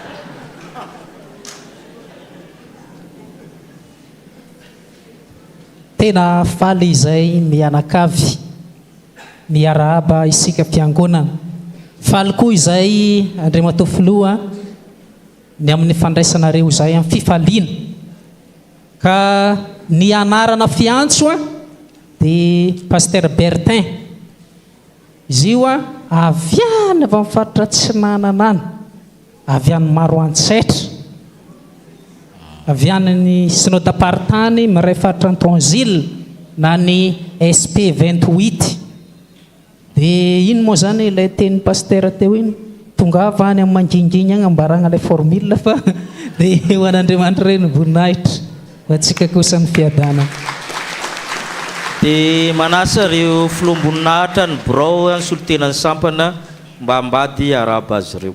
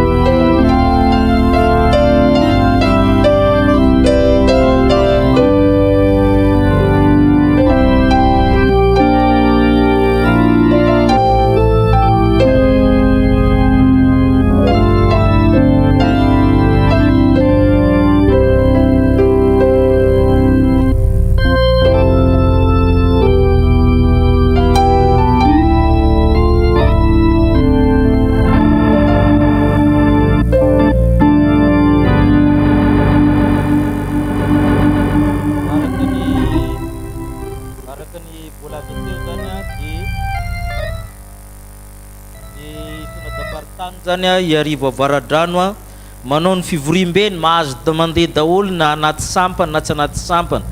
20 Novambra misivy ary amin'ny fofikry lafia manasa antsika rehetra fivoriam-be io tonga daholo zany sodapartana avaradrano zany manko ry havana manomboka eo Ambatonakanga dia mankaty Ambodivona Manjakaray Andravangofivavahana dia mipaka ny Sabotsynamehana misy ilany Vakiny Adina Manjakandrina fa misy tapany koa amin'ny Anjozorobe zany any Amboanemba sy ny sisa aminy. Dia izay natao hoe Iarivo avaradrano dia mihodina akaiky ny vato Ambatolampy tsy mahafotsy mbola anatiny zany Iarivo avaradrano zany hatreo amin'ny Bodepista eo zany fisarahany amin'ny Tananarivo Andrefana. Izay natao hoe Iarivo avaradrano. Efa manomboka indray ny fianarana fiofanana misionera ao anatin'ny 3 taona mankanesana amin'ny foibe tsika zay teo misionera irahana itoro filazantsara. Efa manomboka ny fisoratana anarana dia mankary amin'ny foibe varavarana 220 ary afaka makao ampitandrina mijery ny andinindininy koa. Fifaliana ho antsika ny manolotra ny zazakely Rakotarson i Korintio Osiana atolotry ny ray aman-dreniny amin'ny sakramentany batisa Andriamatoa sy Ramatoa Kotson solofiny aina Tintsosy Andrenarjona Antriniony dia na asa nao zareo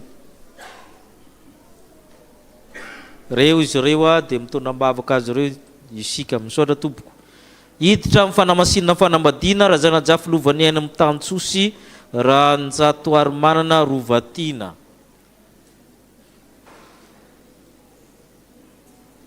Iranganga le izy ato amin'ny sisiny ato zareo dia mivavaka ho anareo ny fiangonana.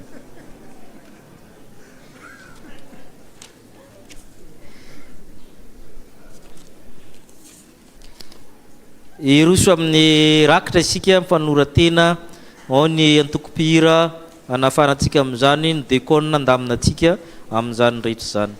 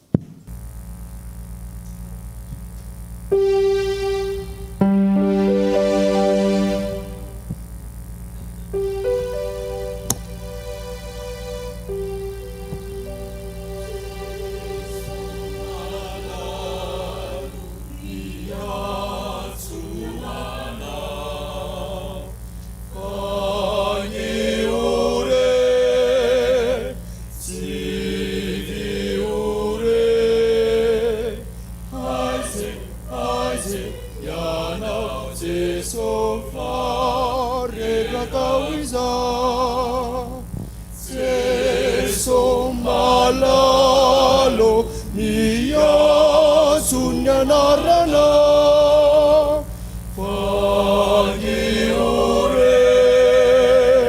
sidiure Aze yanau Jesu are rakawiza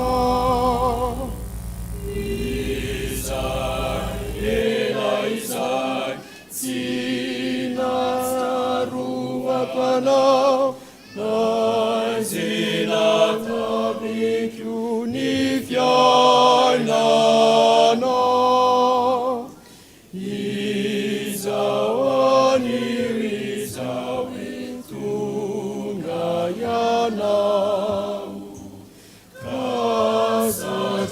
Kasachikyuni akalazawe Hallelujah, Hallelujah, Hallelujah.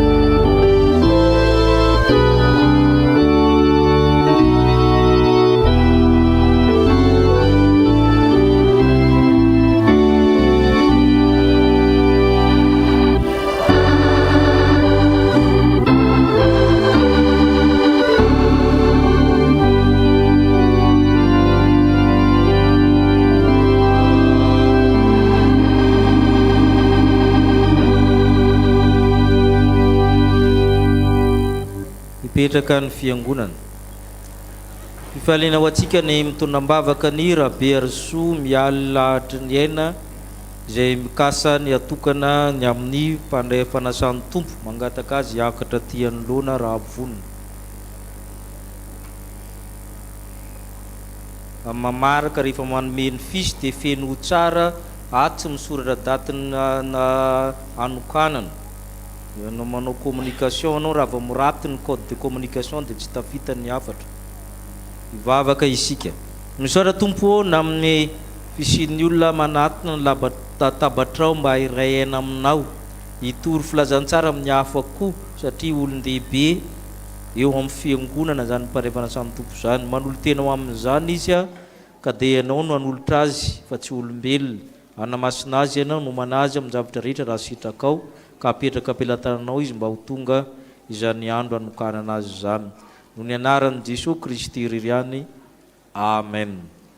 Mandala amin'ny pasitera eo anao rehefa miravo.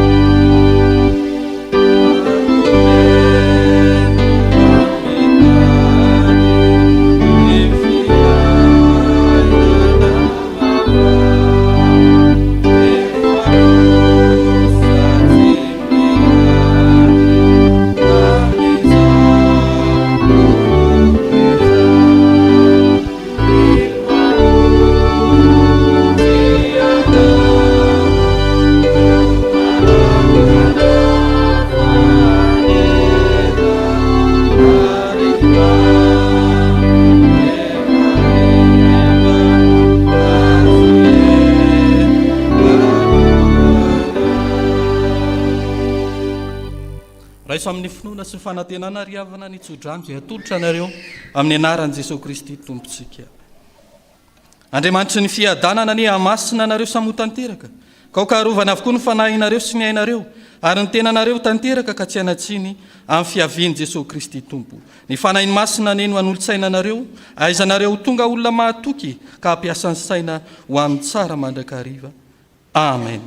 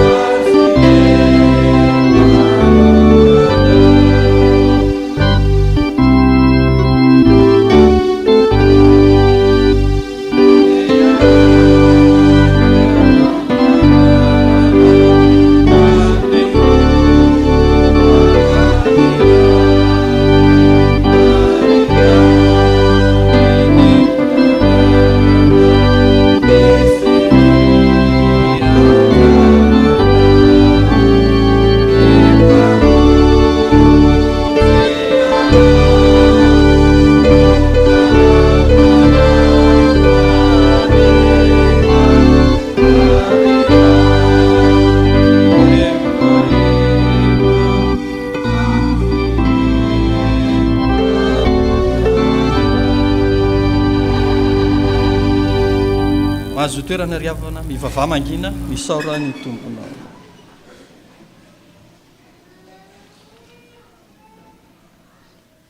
Ary hoy ny tompo, iza moa no mpitandrony raharaha mahatoky sy manan-tsaina izay ho tendren'ny tompony sy hifeny mpanompony mba nome azy anjara anina amin'ny fotoana. Ho an'Andriamanitra irery ihany ny voninahitra amin'ny anaran'ny Ray sy ny Zanaka ary ny fanahy masina. Amen. Dehana fifalian'ny tompo.